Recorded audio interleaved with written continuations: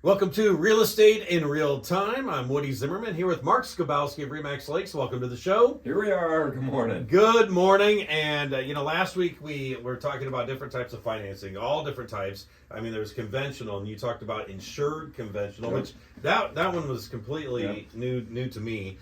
We talked about some others like FHA and so forth, and VA, USDA, and talked about all these different types of financing. But you wanted to talk about assumable assumptions here. Yeah, and given over the last few years, interest rates were really low, right? Yeah, oh yeah, And a lot of people incredibly. bought, with a 3% interest rate Mm-hmm. for a USDA loan or an FHA loan or a VA loan. Yeah. There is, and it would be written into your mortgage, there would be an assumption clause in your mortgage. So again, I am not making a blanket statement. Yeah.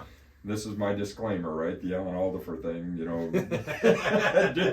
double right, check. Yeah, right. This is not a blanket statement, but there may be an assumption clause which would allow you to have a potential buyer of your home assume your loan. And at what point would you want this to happen? I mean, okay, I would assume that maybe you're going to default on it or something, or you just need to get out quickly. Not even that. Okay. Interest rates were 3%. Now they're 6%.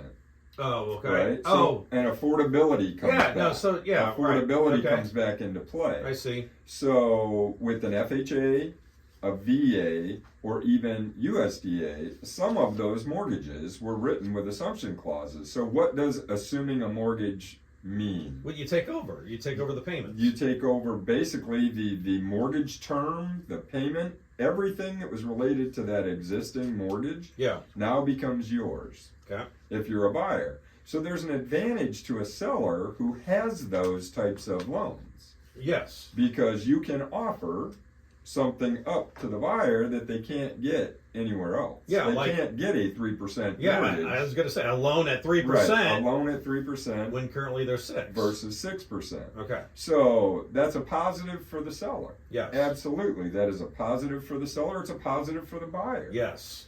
However, they're only assuming the term of that mortgage. Mm-hmm. So if someone has a $200,000 home or a home that they would like to sell for $200,000, and they've got a $100,000 mortgage remaining on it, Mm-hmm. are you likely to sell it and say, "Here, assume my mortgage for $100,000, I'll give you my house"? No, not unless you're in. Unless you're dire going to straits. come up with another $100,000. Yeah, right. right. Because Yeah. I could sell it to somebody else and get paid $200,000. Correct. So the beauty of the assumption is the buyer gets half of the mortgage at 3%, Mm-hmm. and only has to go get a mortgage for $100,000 for the difference. Yeah. Now this is a convoluted process. It's not the normal home transaction. No. So I'm not saying we're going to see a rash of mortgage assumptions Right. take place, but it could.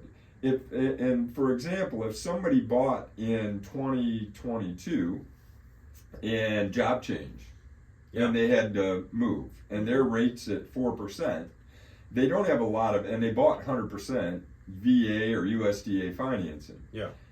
They don't have a lot of equity in the house, right? No. So basically, if they could find a buyer who's willing to assume their mortgage, they could sell Mm-hmm. for their mortgage balance and move on with their lives at a lower interest rate for the buyer. And the assumption's done. That's basically they're just taking over the loan. I mean, that's pretty attractive. That could be attractive. I'm not saying it's the right strategy. Well, right. But if you're in that position, you can. Yeah. So for a buyer, the positive is, I get a lower interest rate. All those terms, 1 year's been paid on it. If we use that example, you bought it in 22. Now I have a 29-year mortgage left to pay, not a 30-year mortgage left to pay. Yeah. Lower interest rate, all of those things. Now the buyer has to meet all your lender requirements. That assumption clause that's in the mortgage is going to tell specifically what can and cannot happen. Yeah. That lender has to approve that buyer to assume the mortgage. Okay.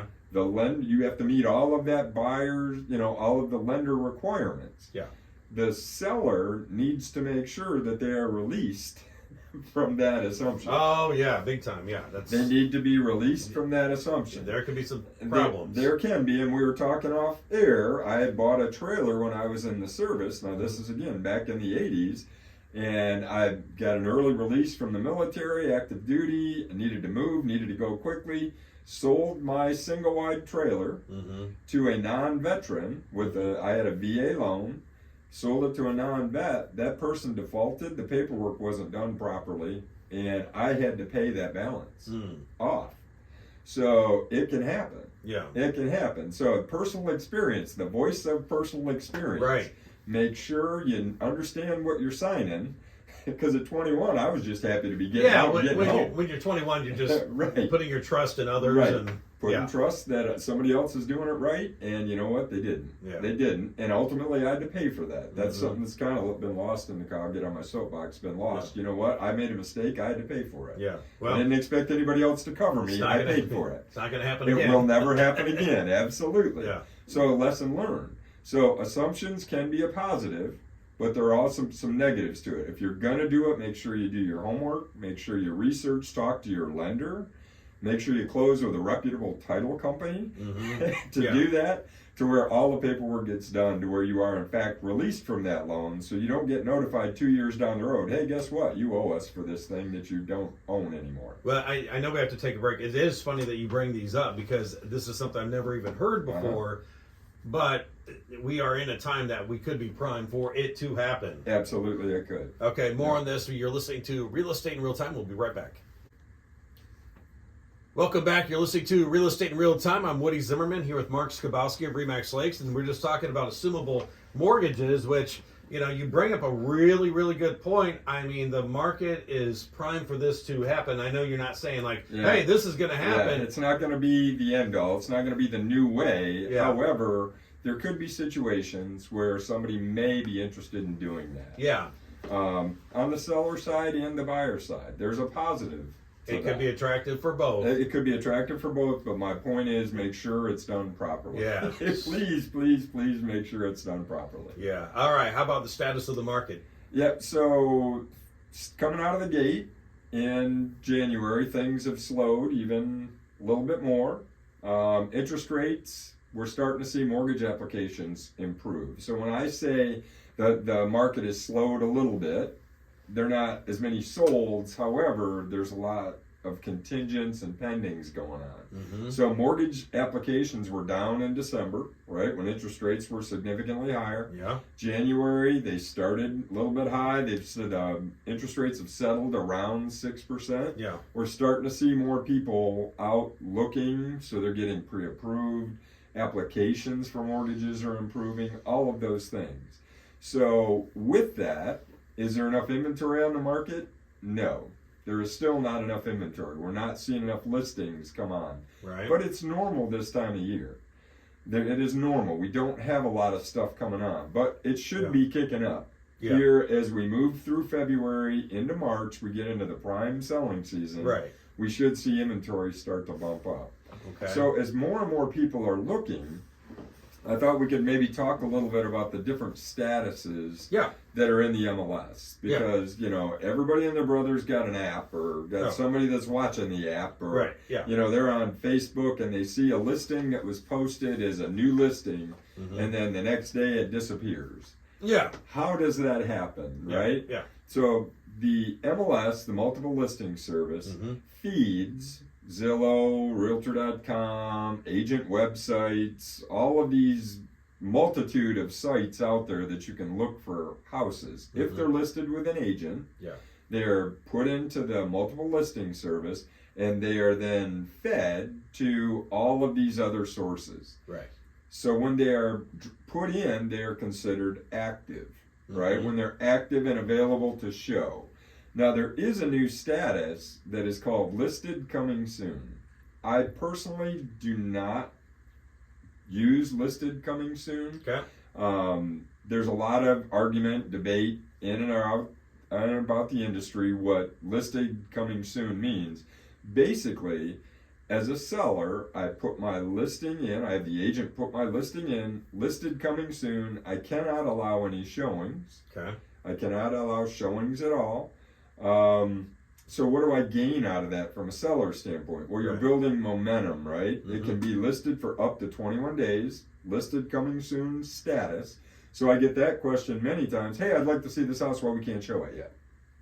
Okay. Why can't we show it? Because it's listed coming soon. What's the benefit to the seller? You're building momentum. Right. But the negative is it's burning days on market. So Yeah. it's Oh, yeah. on the market for day 1, day 2, up to 21 days on the market. Mm. What benefit do I get? So other people have seen it. So what? That's Mark's opinion on the whole thing. Now Right. it is available. Some people are using it. I myself prefer not to use that. There's no benefit to the seller, No. in my opinion, Yeah, other right. than you get some exposure in advance. The Mhm. fact is, there's no inventory. Right. So if when you're you gonna list your house, list it. you're getting a lot of exposure anyways. Yeah. So again, that's just Mark's 2 cents on the whole thing. Okay. So that listed coming soon status, if you see that and you call an agent and want to see the house, they cannot show it to you. Mm-hmm. They cannot show it to you. If you want to write an offer sight unseen, they can accept an offer, but you can't look at the house. There can be no showings on that property. Wow. Period. Okay. Now, are there folks that bypass that? Yes, they do. They show their own. I mean, it's a dirty little secret. It shouldn't happen, but it does. Yeah. I prefer not to use that status. When we're ready to list, let's list and Yeah. let's get it sold. Yeah. Okay?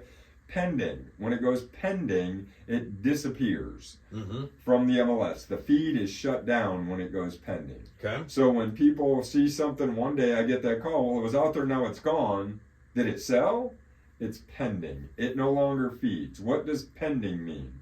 Pending means there's no inspections, there's no financing, or all of those conditions have been met. Mhm. It is going to the closing table, which is why it no longer feeds. Yeah.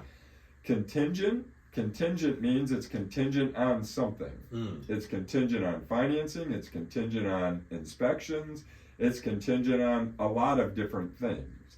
So you can look at it, but why look at something that is technically they're- already Yeah. sold, although it hasn't closed yet? Yeah. But they're still marketed and it still feeds. Mm-hmm. So people say, well, why is it still feeding? Because you still need to market it out there. What if? Mm-hmm. It doesn't hurt to have a backup offer, but it depends. If it was contingent one day, why go look at it? Mm-hmm. If it's 30 days in, maybe there's an issue, let's go look at it. Mm-hmm. The sold, obviously we know what sold means, Yeah. right? And it no longer appears on any feeds. It's sold, but I do want to say that sold information is public information.